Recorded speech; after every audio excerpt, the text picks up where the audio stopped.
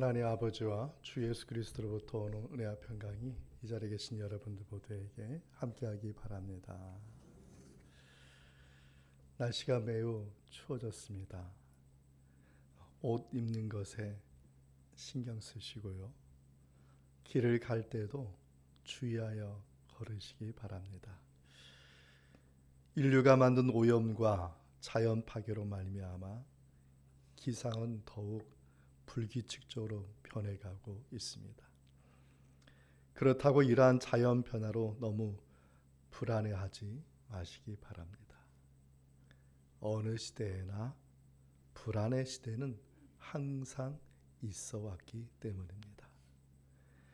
그 불안의 시대를 역행하며 산 사람들이 바로 기독교인들입니다. 환경의 불안함에 매몰될 필요가 없습니다.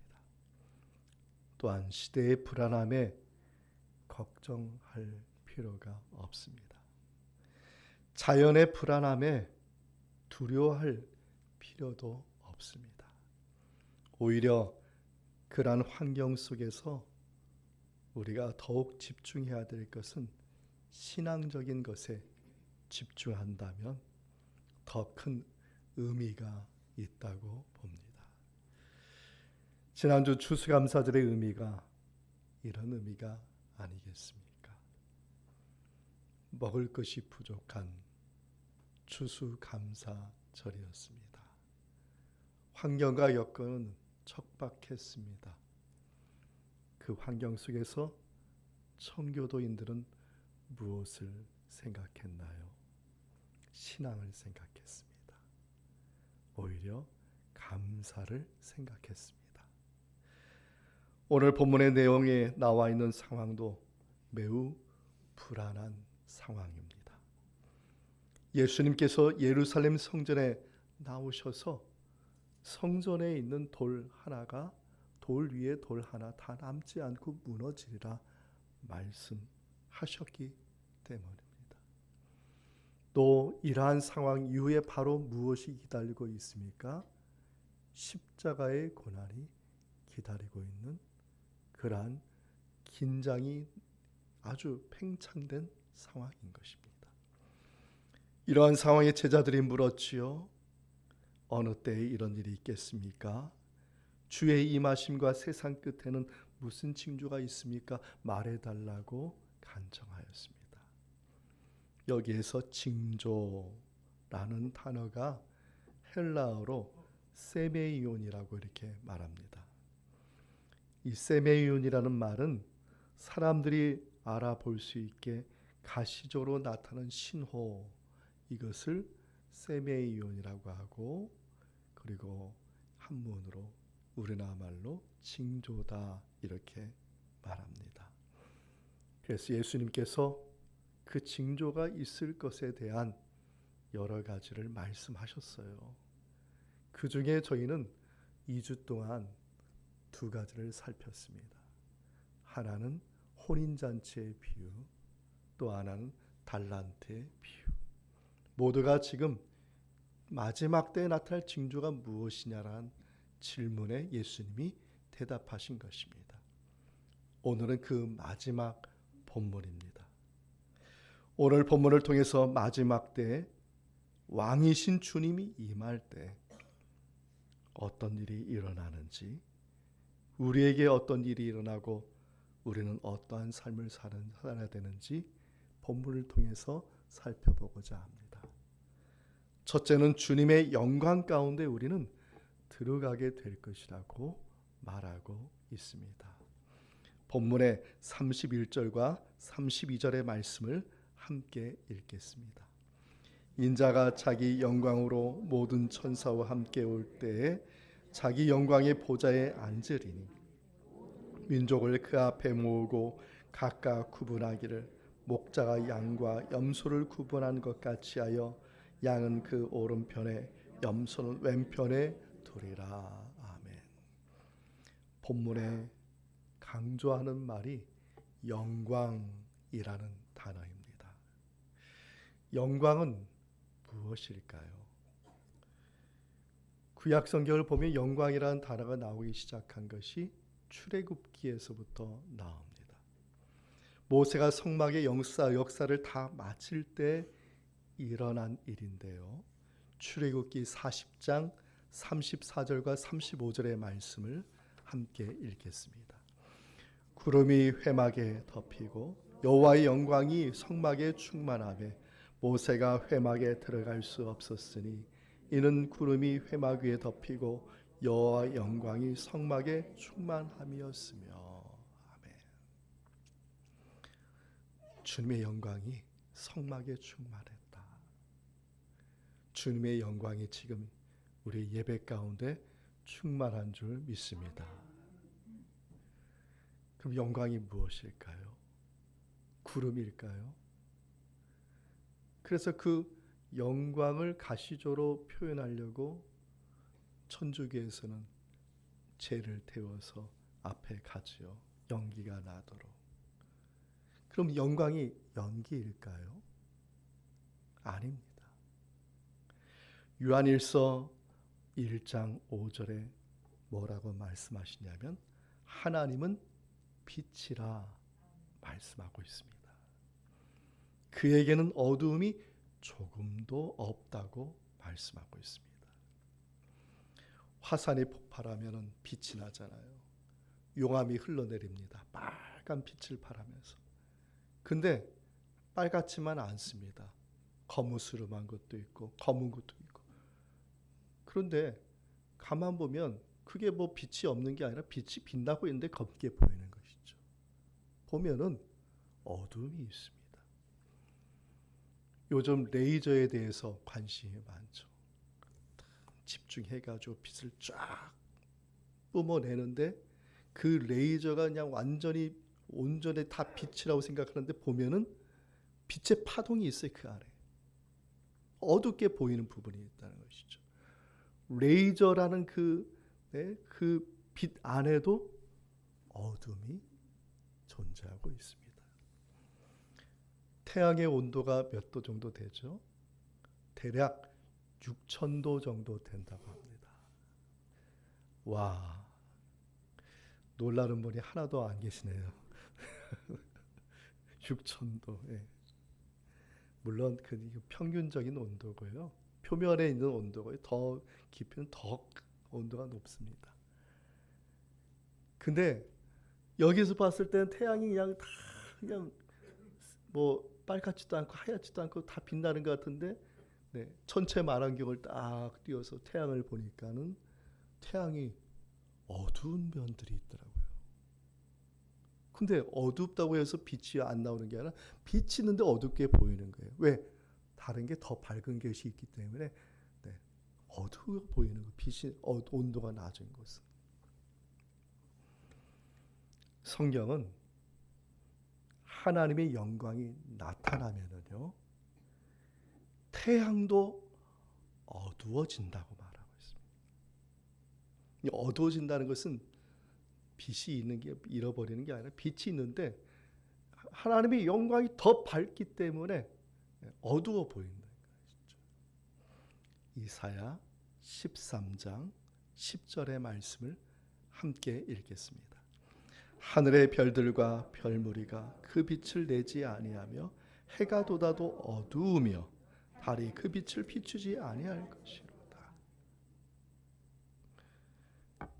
우리에게 임하는 영광이 빛이 이런 빛입니다.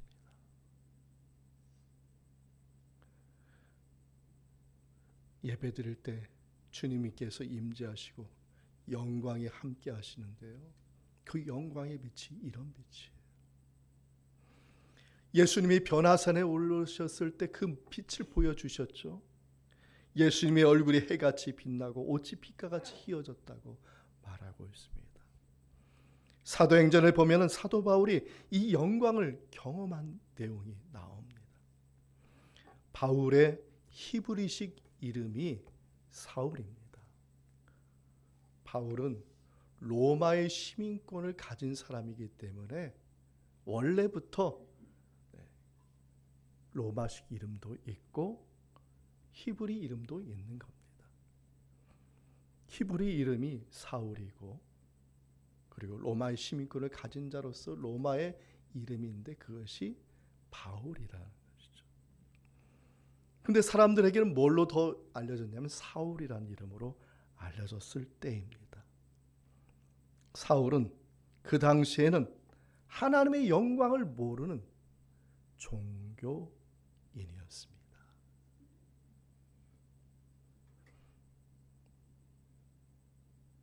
하나님의 영광을 모르는 사람. 예수님을 믿으면 그 예수님을 통해서 내 마음이 막 눈물이 나고, 왜 그러죠? 예수님을 믿으면 내 마음에 이상한 기쁨이 생기고, 예수님을 알고 나서 이상하게 내 세계에 그냥 알 수 없는 말로 표현할 수 없는 그 은혜가 임하게 되는데, 그게 알고 보면 그게 영광의 빛이에요. 주님을 통해서 오는 영광이에요. 사도 바울은 그게 없는 사람, 맹목적으로 유대교에 충성하는 사람이었고 기독교를 탄압하는데 앞장선 사람이었습니다. 그런데 그가 다메섹에 있는 외지역에 있는 다메섹에 기독교를 믿는 유대인들을 잡으러 가는 그 다메섹 도상 그 중에 길을 가다가 그가 갑자기 무엇을 경험하죠? 주님의 영광의 빛을 경험합니다. 사도행전 9장 3절과 4절의 말씀입니다. 사울이 길을 가다가 다메섹에 가까이 이르더니 호련히 하늘로부터 빛이 그를 둘러 비추는지라. 땅에 엎드려져 들음에 소리가 있어 이르시되 사울아 사울아 내가 어찌하여 나를 박해하느냐 하시거늘. 마침내 영광의 빛을 봤어요. 누구를 통해서요? 예수님을 통해서. 앞이 가려졌어요. 눈을 떴으나 앞이 안 보이는 거예요. 사람들이 그 바울을 데리고 사울을 데리고 다메섹에 인도를 하였습니다. 훗날 사도 바울이 그 영광의 빛에 대해서 사도행전에 고백하기를 도저히 가까이 할 수 없는 빛이고 어떤 사람도 보지 못할 빛이었다라고 그가 고백을 하였습니다. 이 자리에 계신 우리 모두에게 우리가 찬양하지, 영광의 주님 찬양, 그 영광의 빛이 우리의 예배를 통해서 찬양을 통해서 그 영광의 빛이 우리에게 임하고 있는데요. 지금 여러분의 그 심령에 예수 그리스도를 통해서 그 영광의 충만한 빛이 임하기를 주님의 이름으로 축원드립니다. 출애굽기 38장 18절에 보면 모세가 이 영광의 빛을 보기를 원했어요. 그래서 그가 뭐라고 얘기하느냐면 주의 영광을 내게 보여주소서. 주의 영광을 내게 보여주소서. 이 영광이라는 이 단어가 히브리어로 카보드란 말인데 그 뜻이 광채라는 뜻입니다. 모세는 주님의 모든 광채를 내게 보여달라고 그가 간구하여. 그래서 하나님이 출애굽기 33장 19절에 대답한 말씀인데 새 번역의 말씀으로 제가 여기에 올렸습니다. 우리 함께 읽겠습니다. 주님께서 대답하셨다. 내가 나의 모든 영광을 내 앞으로 지나가게 하고 나의 거룩한 이름을 선포할 것이다. 나는 주다. 은혜를 베풀고 싶은 사람에게 은혜를 베풀고 불쌍히 여기고 싶은 사람을 불쌍히 여긴다. 아멘. 모세는 하나님의 모든 영광의 비단에 머무는 사람이 되었습니다. 사랑하는 성도 여러분, 이 시간 이와 같은 은혜가 주 예수 그리스도를 믿는 믿음 안에 우리의 예배 안에 이 영광의 빛이 충만하기를 원합니다. 우리 모두에게 이 영광의 빛이 정오의 빛보다 더 밝은 빛이, 어둠을 멸하는 빛이, 치료의 빛이, 의로움의 빛이 우리의 심령 가운데 지금 임하기를 주님의 이름으로 축원드립니다. 우리는 그 영광의 빛 안에 있는 것입니다. 그 영광의 빛 안에 있는 우리들에게 주님이 뭐라고 하십니까? 오늘 본문에 의인으로 인정을 하셨습니다. 본문의 33절과 34절의 말씀을 함께 읽겠습니다. 양은 그 오른편에, 염소는 왼편에 두리라. 그때 임금이 그 오른편에 있는 자들에게 이르시되 내 아버지께 복받을 자들이여 나와 창세로부터 너희를 위하여 예비된 나라를 상속받으라. 아멘. 주님의 영광의 빛으로 오실 때 모든 민족을 그 앞에 모으실 것이라고 말씀하셨습니다. 그래서 마치 목자가 양과 염소를 구분하듯이 그 모인 자들을 양의 무리와 염소의 무리로 구분하신다고 말씀하셨습니다. 그 당시 사람들은 이 얘기를 잘 이해했습니다. 왜냐하면 이스라엘 사람들의 많은 사람들이 목자였고 목동과 관련된 일을 했기 때문에 잘 이해했던 것이죠. 양과 염소를 함께 치는데요, 날이 저물게 되면은 목자가 양과 염소를 따로따로 구분해서 우리에 넣는 것입니다. 그런데 오늘 본문에 또 뭐라고 얘기했냐면 이 양의 무리를 오른편에, 그 다음에 염소의 머리를 어디요? 왼편에. 그러면 제 오른쪽에 있으신 분들은 양의 무리고 제 왼쪽에 있으신 분은 염소의 무리인가요? 도대체 기준이 뭐냐는 거예요. 오른쪽에 있어서 양의 무리고 왼쪽에서 염소의 무리가 아닙니다. 이스라엘 사람들은 텐트를 칠 때, 그리고 그 텐트를 치고 상을 마련할 때 방향을 두고 텐트를 치고 상을 차리는 겁니다. 제가 어렸을 때 보이스카웃을 이제 다녔을 때, 초등학교 때입니다. 텐트 치는 연습부터 하죠. 텐트를 치면은요, 지금은 딱똑딱 하면은 쫙 펴지고 막 하지만은 텐트 치는 게 곤욕이에요. 텐트 치는 게 줄 매달고 잠기고 당기고 그 다음에 고랑을 파야 되고, 네. 근데 중요한 것이 있습니다. 아무데나 텐트를 치는 것이 아니고 아무 방향에 텐트를 치는 게 아니에요. 텐트를 치도 방향이 있어요. 이스라엘 사람들도 마찬가지입니다. 그 방향의 기준이 어디냐? 동쪽입니다. 동쪽을 향해서 기준이 되고 그게 앞면이 되고, 그리고 오른쪽이 왼쪽이 각각 그 방향을 나타내는 겁니다. 제가 문제를 내겠습니다. 제가 동쪽을 향해서 바라보고 있습니다. 그럼 제 오른쪽은 어느 방향이죠? 네, 제가 때때로 어려운 질문을 드립니다. 남쪽이에요, 남쪽. 그러면 남쪽의 반대 왼쪽은 어떤 방향이죠? 북쪽입니다. 그래서 상을 차려서 주인이 오른쪽에 앉으라 왼쪽에 앉으라 하는 겁니다. 오른쪽에 앉는 사람은 어떤 사람들이에요? 해가 오면서 빛나는 곳, 따뜻한 곳에 앉는 것이고, 왼쪽에 앉는 사람들은 어떤 사람이에요? 해가 비치지 않고 그늘된 곳에, 추운 곳에 앉는 거예요. 다시 말해서 양의 무리를 오른쪽에, 염소 무리를 왼쪽이라는 것은 천국과 지옥을 말하는 겁니다. 그래서 오늘 본문에 그러잖아요.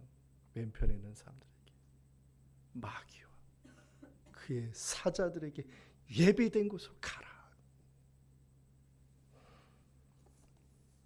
이 자리에 계신 여러분 모두가 주님의 오른편에 있는 양무리가 되시기를 바랍니다.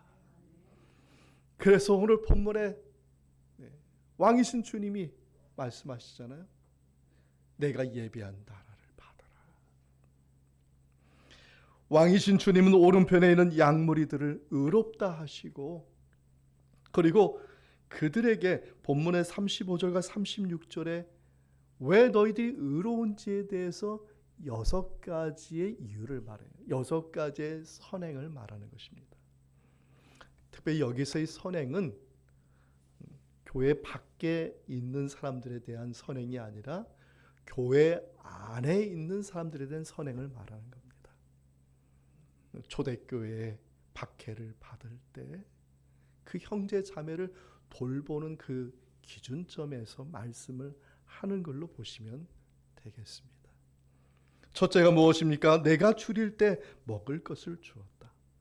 둘째는 목마를 때 마시게 하였고, 셋째는 나그네가 되었을 때 영접하였고, 넷째는 헐벗었을 때 옷을 입혔고, 다섯째는 병들었을 때는 돌보았고, 여섯째 옥에 갇혔을 때 와서 나를 보았다, 이렇게 말합니다.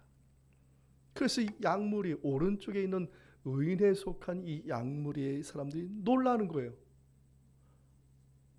우리가 어느 때 그렇게 하였습니까? 근데 한 번 말하는 게 아니라 계속해서 말해요.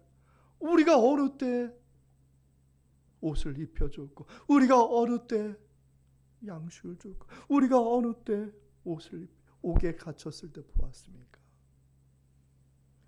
그들이 왜 놀랐을까요? 어느 미식가의 이야기입니다. 평소 입맛이 까다롭기로 소문난 미식가가 어느 중국집에 들어갔습니다. 그래서 종업원 아가씨에게 이렇게 말했습니다. 아가씨, 짜장면 하나 주십시오. 그런데 면 두께는 0.2mm 정도로 하시고, 춘장은 지금 만든 춘장이라 5년 묵은 춘장으로 만드시고, 고기는 약간 부드럽게 하고 씹기에 좋게, 그리고 야채는 반드시 유기농으로 해서, 마지막으로 면은 몇 분 삶아야 되죠? 딱 5분만 삶아서 내 앞에 주십시오. 여직원이 아무 말 안 하고 두 손 모아서 네, 알겠습니다. 그리고 나서 뒤로 돌아서 주방을 바라보면서 큰 소리로 이렇게 말했습니다. 주방장 아저씨, 홀에 짜장면 하나. 여직원은 단 한마디 했어요. 주방장 아저씨, 홀에 짜장면 하나. 의인들이 우리가 어느 때 그렇게 하였나이까 말한 이유가 있어요. 자신들이 하지 않은 겁니다. 누가 한 거죠? 하나님이 하신 거죠. 하나님. 우리는 솔직히 예수님이 아니면 지옥의 영벌에 처해 죽을 수밖에 없는 인생이었습니다. 그런데 하나님이 우리를 불쌍히 여겨주셔서 만세전부터 예정하여 주시고, 예수 믿게 하여 주시고, 구원받게 하여 주신 줄 믿습니다. 우리는 그래서 새 생명을 받은 사람들입니다. 새 생명을 얻은 우리가 6가지 선행을 한들 그것이 우리가 한 것이라고 말할 수가 있겠습니까? 나는 무엇 했고, 나는 저것 했고, 나는 이것도 했고 저것도 했고, 선행 리스트를 쫙 적어서 하나님 보십시오, 이렇게 이 모든 것을 했습니다 라고 말할 필요가 없습니다. 구원받고 새 생명 받은 영광의 비단에 거하는 우리가 할 말은 단 하나밖에 없습니다. 누가 하셨어요? 주님이 하셨습니다. 할렐루야. 주님이 하셨습니다. 한마디만 하면 되는 거예요. 주님만 찬양하면 되는 거예요. 성도 여러분, 우리는 주님의 오른편에 선 양무리로서 주님을 찬양하고, 그리고 주님께 내가 받은 영광을 드러낼 수 있는 저와 여러분의 삶이 되기를 바랍니다. 마지막으로 주님의 영광 안에서 악인으로 분류될 사람도 있다고 본문은 말하고 있습니다. 본문의 41절의 말씀을 함께 읽겠습니다. 또 왼편에 있는 자들에게 이르시되 저주를 받은 자들아, 나를 떠나 마귀와 그 사자들을 위하여 예비된 영원한 불에 들어가라. 영광 중에 임하신 주님은 왼편에 있는 자들에게 저주를 명하셨습니다. 그 이유를 보면 양의 무리에 인정받은 사람들과는 반대되는 내용들이었습니다. 첫째는 추릴 때에 먹을 것을 주지 아니하였고, 둘째는 목마를 때에 마시게 하지 아니하였고, 셋째는 나그네 되었을 때 영접하지 아니하였고, 넷째는 헐벗었을 때 옷을 입히지 아니하였고, 다섯째는 병들었을 때를 돌보지 아니하였고, 여섯째는 옥에 갇혔을 때 돌보지 아니하였다고 말하고 있습니다. 혹시 이 6가지의 선행에 관한 리스트를 한번 적어보시고 내가 지금 그렇게 살고 있나도 한번 생각해 보셨으면 좋겠습니다. 근데 중요한 것이 있습니다. 이것을 가지고 자랑할 것도 없습니다. 또 이것을 했다고 교만할 것도 없고, 이것을 알았다면은 회개하면 되는 것입니다. 근데 더 중요한 것이 있습니다. 남을 비방하는 자료로 사용해서는 안 됩니다. 이것은 오로지 우리들에게 각자에게 주신 말씀이기 때문입니다. 특별히 오늘 본문에 하지 않는 자들에 대해서 염소라고 이렇게 말했는데, 염소에 대해서 특별한 편견을 가질 필요는 없습니다. 그런데 예수님이 주의 왼편에 있는 자들에게 염소로 비유한 이유가 있습니다. 왜냐하면 목자가 양의 무리하고 염소의 무리를 울타리 안으로 집어넣을 때 양은 순종적으로 울타리 안으로 잘 들어간다고 합니다. 근데 염소는 성향이 울타리 밖을 선호하기 때문에 울타리 안으로 안 들어가려고 하는 것이죠. 그래서 그런 면에서 오늘 본문에 염소라고 쓰는 걸로 보고 싶습니다. 울타리란 말은 어떤 뜻이겠습니까? 저는 하나님의 말씀이라고 보고 싶습니다. 하나님의 말씀대로 사는 양의 무리가 있는가 하면은 어떡하든지 무슨 핑계를 대든지 하나님의 말씀 밖에 살려고 하는 사람들이 있다는 것이죠.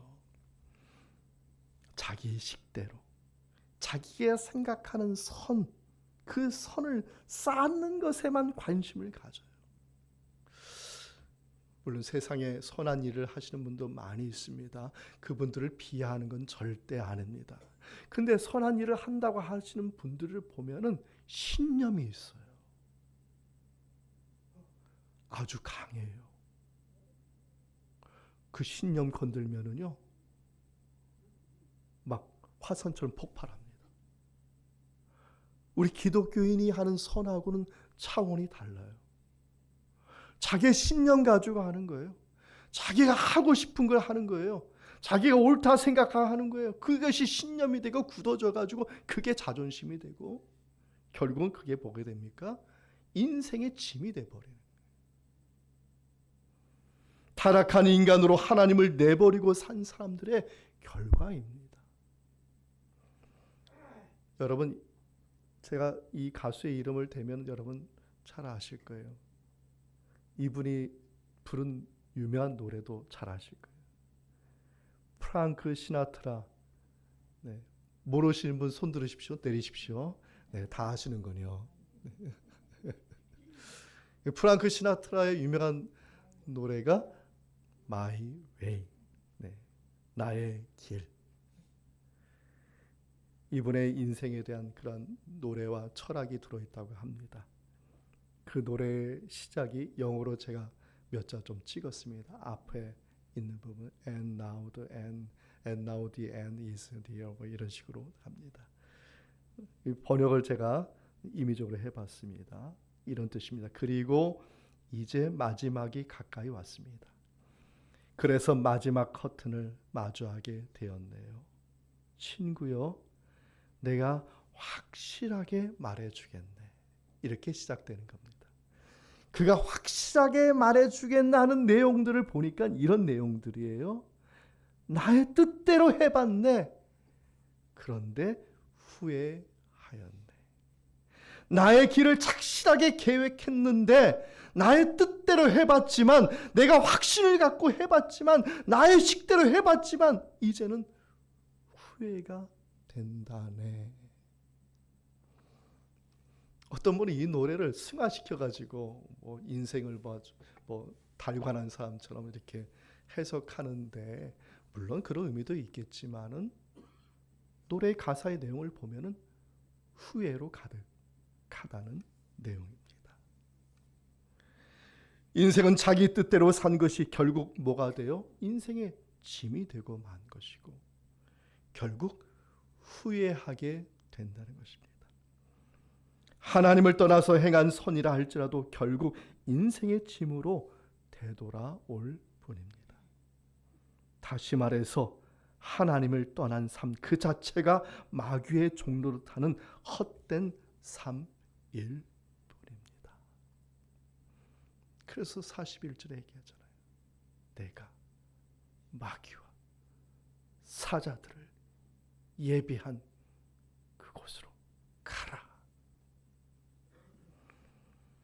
하나님을 떠나 사는 것이라면 아무리 훌륭한 선한 행동을 보일지라도 그것이 구원의 조건이 될 수는 없는 것입니다. 결국 주님의 왼편에 있는 염소 무리들에게 하나님을 떠나 살았던 프랭크 시나트라와 같은 후회의 노래만 가득할 뿐입니다. 이런 면에서 왕이신 그리스도의 날이라는 절기의 의미를 생각해 보셨으면 좋겠습니다. 첫째는 주님의 영광의 빛이 우리 모두에게 지금도 임하고 있다는 것을 잊지 마시기 바랍니다. 그 찬란한 영광의 빛이, 그 찬양하는 그 영광에 주님 찬양하세. 그 영광의 빛이 지금 내 영과 혼과 육에 지금 관통하고 있고 그 빛이, 의로운 빛이 나를 향해서 비추고 있다는 것을 잊지 마시기 바랍니다. 그 영광의 빛 아래서 주님께 의롭다 칭찬받는 저와 여러분의 삶이 되기를 바랍니다. 그리고 그 영광을 받았다면 다시 그 영광을 높여드릴 수 있는 여러분의 찬양과 여러분의 인생이 되고, 오늘 본문의 말씀과 같이 주님께서 예비하신 주님의 나라의 유업을 받는, 복을 받는 이 자리에 계신 여러분 다 되기를 주님의 이름으로 축원드립니다. 이 말씀의 은총이 예수 그리스도 안에서 여러분의 마음과 생각을 지키시기 바랍니다.